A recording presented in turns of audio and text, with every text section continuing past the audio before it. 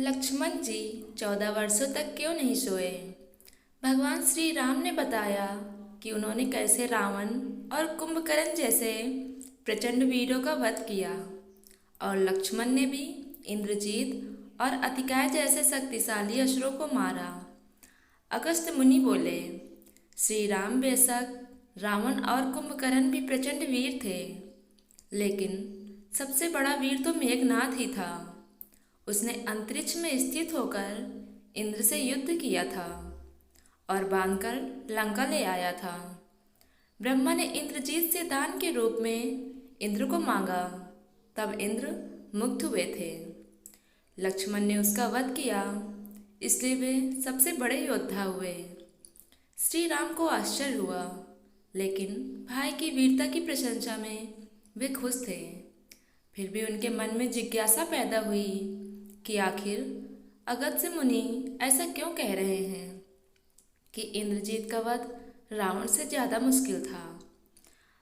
अगस्त्य मुनि ने कहा, प्रभु, इंद्रजीत को वरदान था कि उसका वध वही कर सकता था जो 12 वर्षों तक न सोया हो, जिसने 12 साल तक किसी स्त्री का मुख न देखा हो और 12 साल तक भोजन न किया हो।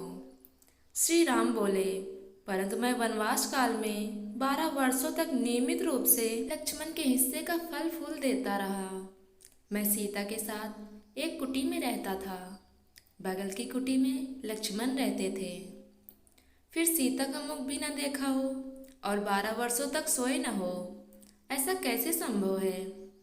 अगस्त्य मुनि सारी बात समझकर मुस्कुराए। प्रभु से कुछ छुपा है भला।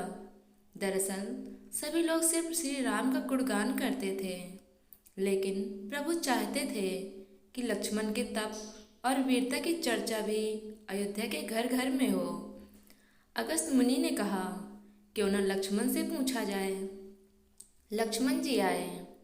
प्रभु ने कहा कि आपसे जो पूछा जाए उसे सच सच कहिएगा।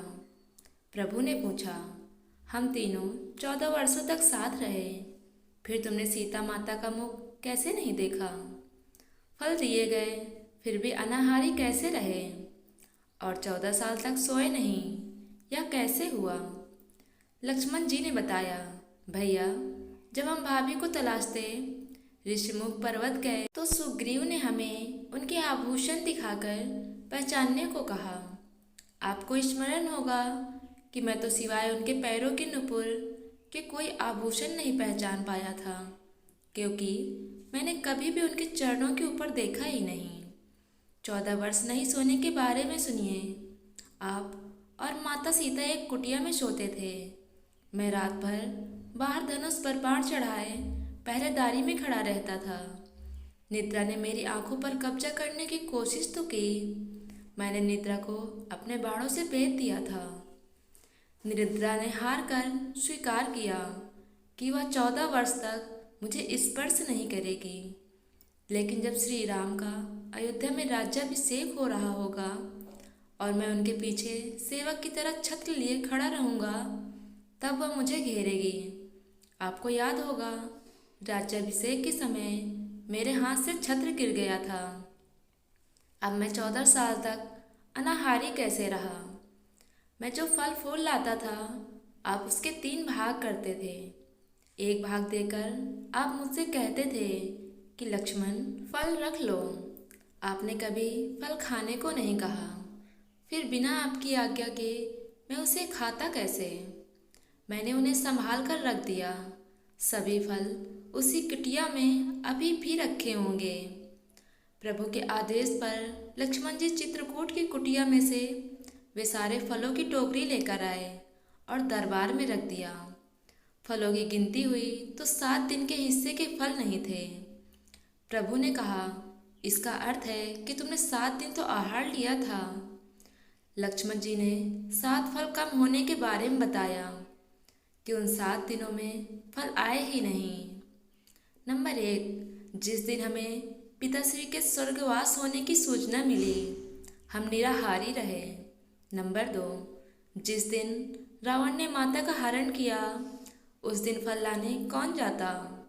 नंबर 3, जिस दिन समुद्र की साधना कर आप उससे राह मांग रहे थे। जिस दिन आप इंद्रजीत के नागपास में बनकर दिन भर अचेत रहे। जिस दिन इंद्रजीत ने मायावी सीता को काटा था और हम शोक में रहे। नंबर 6, जिस दिन रावण ने मुझे शक्ति मारी।